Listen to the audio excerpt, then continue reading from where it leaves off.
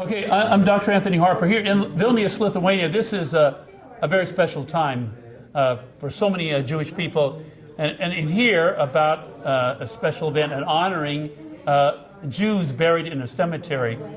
And here in Vilnius, it's a very well-known Jewish cemetery. And I thank you for joining me. And what is your name and your position, and why are you interested in preserving this cemetery? That's a good question. My name is Rabbi Baron. My father's name originally was Baranovich, which is a name from the area not far from here. This is the kind of area where that kind of name comes from. And now my name is Baron. My father shortened it. Our family has roots on all sides from Lithuanian Jewry. Mm-hmm. And as the professor mentioned previously, a Jew that comes from Lithuania considers himself a Litvak. He remains a Lithuanian. And that's special. That doesn't, in most countries, it doesn't exist. It doesn't exist. The Jews go away and they consider themselves Jews. They don't consider themselves specially, culturally affiliated with the country where they were. So we are Litvaks. Everybody knows that my family is Litvaks. Unfortunately, at the time of the Holocaust, 97% of Jewry was decimated. It's unparalleled. There's no country in Europe that lost that high percentage of Jews. So there aren't that many Litvaks. But the people who are proud of the Lithuanian heritage. The Lithuanian Jews were always considered a bit elite because the Lithuanian Jewry were always more intellectual. They were always studying more. They were whether it was Talmud or later, even if it was in the Haskalah, they were studying other fields.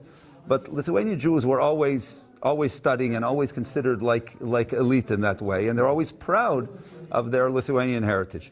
So as far as the Shnipishok cemetery is concerned, first of all, anybody who knows anything about genealogy, every single Lithuanian Jew has roots in that cemetery here next door. Mm-hmm. Because after 300 years, that cemetery is since around 1500.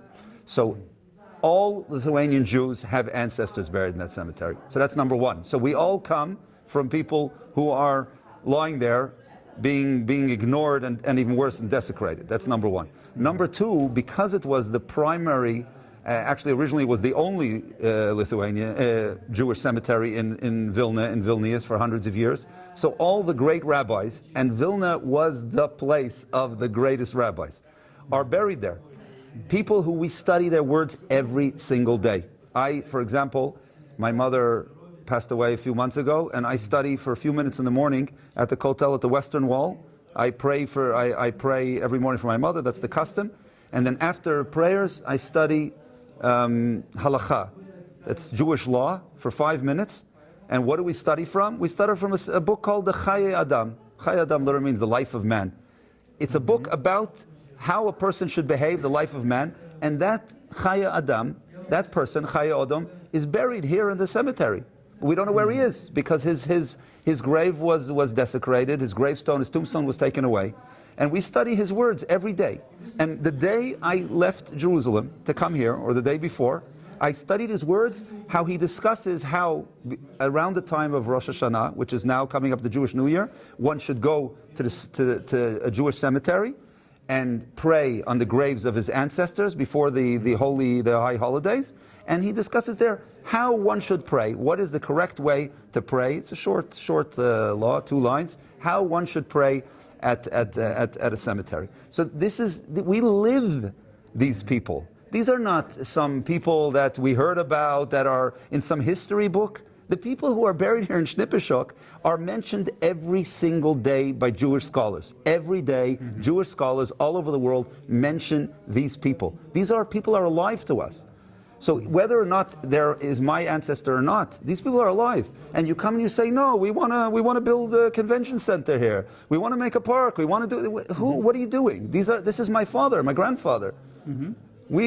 These people are alive to us. So that's what brings a person like me to come here and to participate in this protest. We will not allow this. We will not allow the Lithuanian people and government to ignore 500 years of Jewish history. It's unjust, and it's just not right. And I believe that all the people in the free world will understand that this is not the way to. You can't run a country today, a modern country, and just trample the rights of people like that.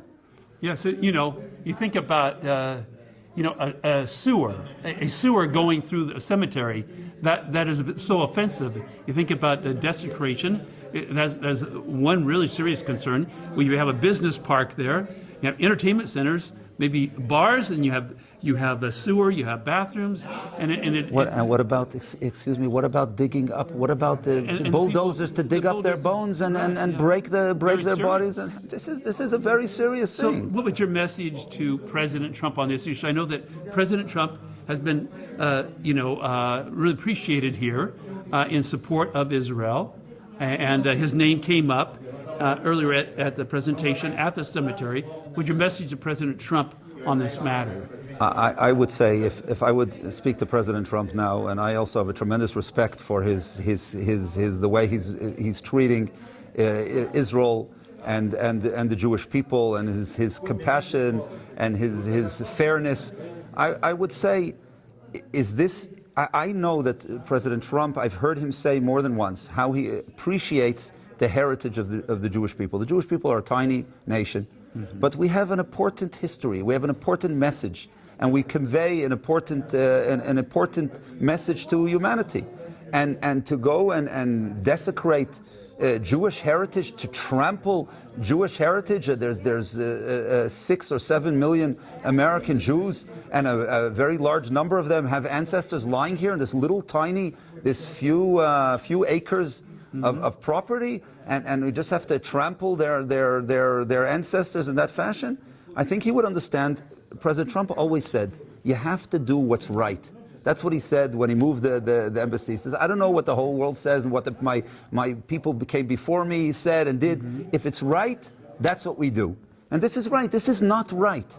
This is not right to destroy an ancient cemetery with tens of thousands of Jewish graves, among them prominent rabbis and scholars. It's not right.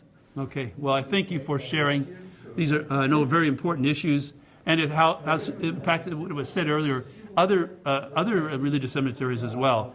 So please check out more on the internet. You can see videos of the Vilnius Jewish Cemetery in Vilnius, Lithuania. And thank you for giving me the opportunity to state my opinion.